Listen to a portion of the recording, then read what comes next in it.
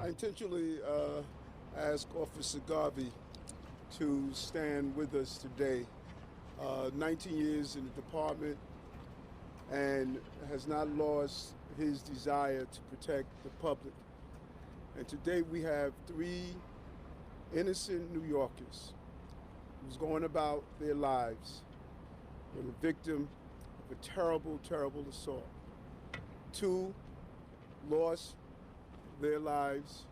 1 is fighting for her life. It is a clear example of the criminal justice system and the mental health system that continues to fail New Yorkers. And it is troubling that we're standing here today in a day that brings a great level of difficulty and pain to the city. 3 New Yorkers, unprovoked attacks that left us searching for answers on how something like this could happen. But I want to thank the everyday New Yorker who notified Officer Garvey and told him what he observed. When he saw the assault, he followed the individual involved and gave the information to Officer Garvey, who took quick action and was able to apprehend the person who we believe is a suspect. This investigation is going to continue to unfold, and we want New Yorkers to know that we are not looking for any additional suspects at this time. We believe we have someone in custody, and we are not looking for any additional suspects. Our hearts goes out to the families, goes out to other New Yorkers who observed such a terrible action, and we would keep them in our prayer. But again, I want to thank that New Yorker who saw something, who did something. And because of that, I believe because of the quick actions of Officer Garvey, we have saved the lives of other New Yorkers who could have been the victim of this assault. We'll now turn it over to I want to now turn it over to Interim Police Commissioner Tom Dolan, and then our Chief of Detectives will give you a preliminary and up-to-date on the investigation, what we have thus far. Okay, thank you, Mr. Mayor, and good afternoon, everyone. On behalf of the NYPD, I wanted to express our deepest sympathy to the 3 people attacked this morning. The senseless violence should never happen, but I want to thank Officer Garvey for his proactive approach to policing, and that is what we stress. We have reactive, but also proactive, and Officer Garvey represents what we've been telling the officers for many years. But through the swift work of the NYPD officers, this attacker is in custody right now. At this time, there are no other outstanding suspects. I want to thank our 17th and 10th Precinct Patrol officers for their quick and effective response to these incidents, and the detective squads of both commands for what will become a complete and thorough investigation. I also want to thank the members of the public who called 911 and who jumped into action to help their fellow New Yorkers. And finally, thank you to Mayor Adams for his ongoing public support. The mayor is here with us today because he truly cares about the people in New York City, and he understands that public safety is the foundation of everything we do here. Now, we are just beginning to sort through the violence this morning, but New Yorkers should know the NYPD will always be there with our city, and we will continue to fight for safety and security of every New Yorker. For some additional details on these incidents, I'll turn it over to Chief of Detectives, Joe Kenny. Thank you.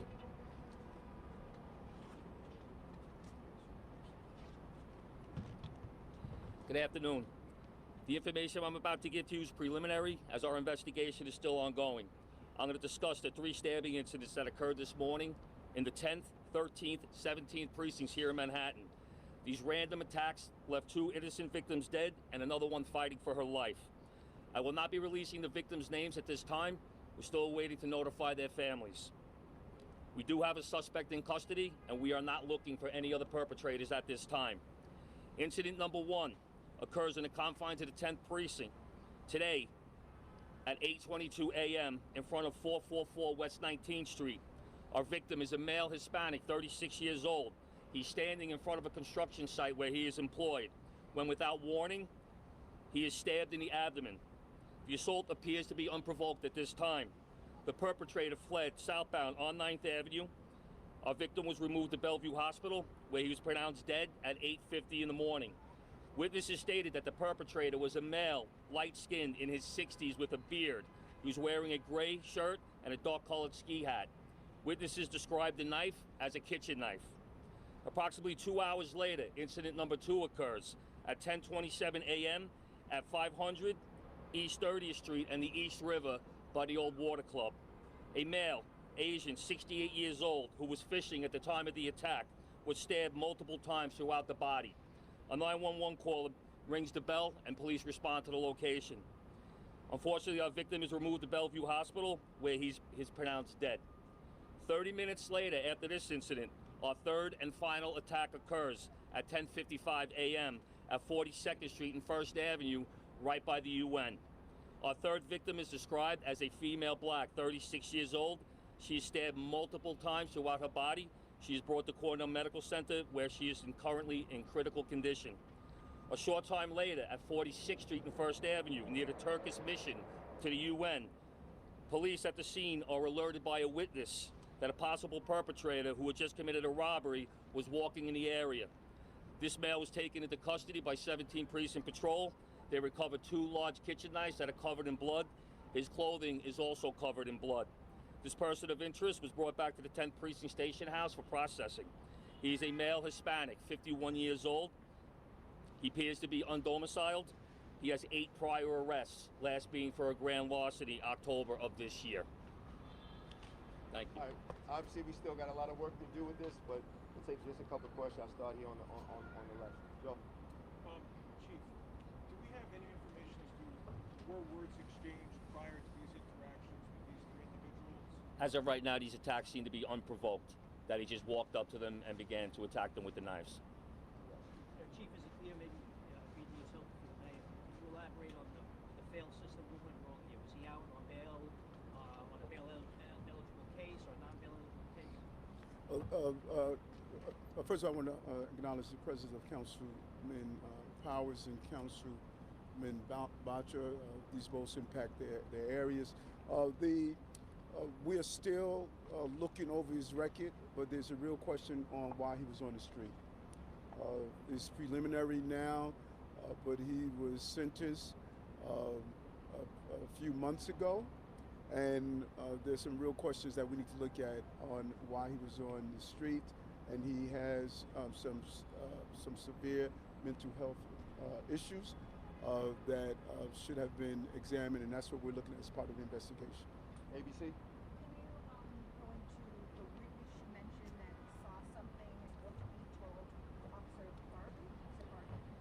Yeah, so the witness is a cab driver. He witnesses the third attack of the female. He believed it to be a robbery. He didn't know that she was stabbed.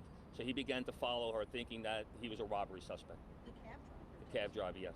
And the purple backpack that said 46th and 1st, is that the victim's backpack? Is that why? That's part of our investigation.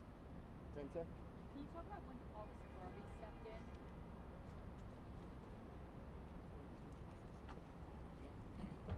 What was the question again? Just when you started noticing something unusual and stepped in.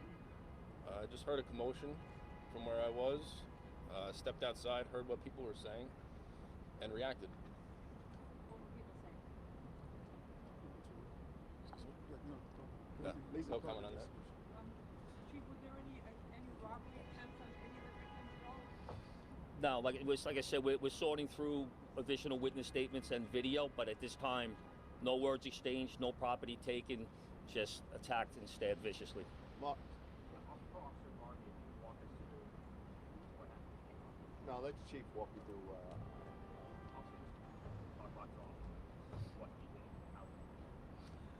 Once he was alerted that this perpetrator was possibly involved in a crime, thinking that maybe it was a robbery, he detained him. And obviously at this point, information's coming over the radio. The detective squad gets involved. We start putting the pieces together to realize it's part of the three attacks that had taken place that morning. Dean? Did the suspect Yeah, say hold on. And I think that we cannot overemphasize. Here, this officer made an apprehension of a person that took the life of two individuals, and he didn't know what he had. He responded, and we cannot overemphasize how much when these officers come to the scene of a crime or someone tells them that someone carried out a violent act, these officers respond to that act. And you know, it just goes to show you after 19 years of service, there's still a commitment to ensure that the people of this city are safe. And when you don't know what you are responding to, you have an individual who had those weapons, and you know, this officer put himself in harm's way to make sure he could stop others from being harmed. If Officer Garvey was not there, these random acts of violence, this person conceivably would have continued those random acts of violence. So he saved the lives of fellow New Yorkers. Two more. Dean? did the suspect say anything in regards to any statements when he was arrested? Do you have any idea what his motivations might have been? Not at this time. James? Thank you. The last stabbing was right when there was a line of diplomatic vehicles and the motorcade. Can you talk any more about the Secret Service's involvement in this situation? I can't speak for another agency. I can just speak to what the NYPD did in this case. I know there were other people out on the scene that assisted, but at this time I can't speak to what the Secret Service may have done. Are any of the victims dignitaries at this time? Do we know that? They are not. All right, last question. The last two places where the attacks happened were pretty close, and you have evidence that he walked. Do we know how he got from 19th Street over? And also, was he just walking the knives out, or did he conceal them and pull out? From the video that we see as of right now, we have video of him with the knives out. But as at this point, our investigation is preliminary. It appears that he was traveling by foot. All right, thank you, everybody.